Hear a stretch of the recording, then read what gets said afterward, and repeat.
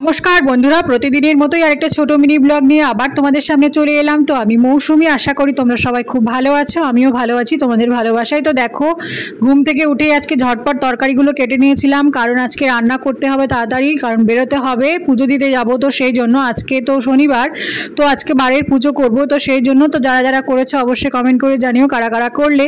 তো দেখো, দুপাশে আমি রান্নাটা চাপিয়ে দিয়েছি, কারণ আমি তো আজকে খাবো না, কিন্তু আমার ছেলে আর ওর বাবা তো খাবে, তো সেই জন্য রান্নাটা করতেই হবে। তো ঝটপট রান্না করে নিচ্ছি। দেখো, বিশেষ কিছু করিনি আজকে। এই দুপাশে দেখো ডাল, আর ডালটাকে আগে সেদ্ধ করে তারপরে ফোড়ন দিয়ে দিলাম। তো প্রেশার কুকারে আগে দুটো সিটি দিয়ে নিই। আমি ডাল এভাবেই রান্না করি। তো তোমরা কারা কীভাবে রান্না করো অবশ্যই কমেন্ট করে জানিও, কারণ ডালের মধ্যে আমি পেঁপে দিয়েছিলাম। তারপর দেখো, স্নান করে নিয়েছি, ছেলেকেও স্নান করে দিলাম, আমিও স্নান করে নিলাম, কারণ স্নান না করলে হবে না। তো দেখো, আমার রান্না কমপ্লিট। তো কী কী রান্না করেছি বলে দিই। দেখো, আলু সয়াবিনের তরকারি করেছিলাম, আর করেছিলাম পাঁপড় ভাজা, গোল গোল যে পাঁপড়গুলো, এটা ভাজা করেছিলাম ডাল দিয়ে খাওয়ার জন্য।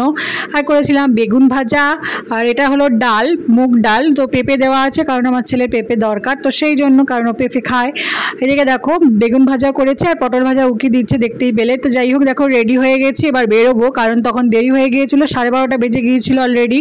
তো দেখো, ছেলেকে রেডি করে দিয়েছি, এবার বেরোবো। তো দেখো, পুজো দিতে চলে এসেছি। তো পুজোর বেশি ক্লিপস নেইনি, কারণ ওখানে পুজো হচ্ছিল, তো সেই জন্য একের পর এক পাটে পাটে পুজো চলছিল। তো যাই হোক, দেখো বাড়িতে চলে এসেছি।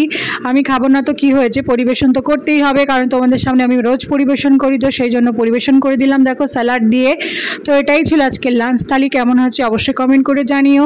তো দেখো, একে একে সবজিগুলো দিয়ে সব কিছু দিয়েই সাজিয়ে দিলাম। আর চাটনিটা করিনি, কারণ ওর পাপা চাটনি খায় না, আর আমি তো ভাত খাবো না, তো সেই জন্য। তো দেখো, আমার জন্য একটুখানি গোলা রুটি আর চা বানিয়ে নিচ্ছি, কারণ এটাই আমার খাবার লাঞ্চ।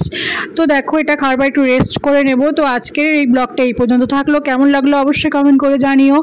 আর আশা করি তোমরা সবাই সবার পাশে আছো, এভাবেই পাশে থেকো, সবাই সুস্থ থেকো, ভালো থেকো, টাটা।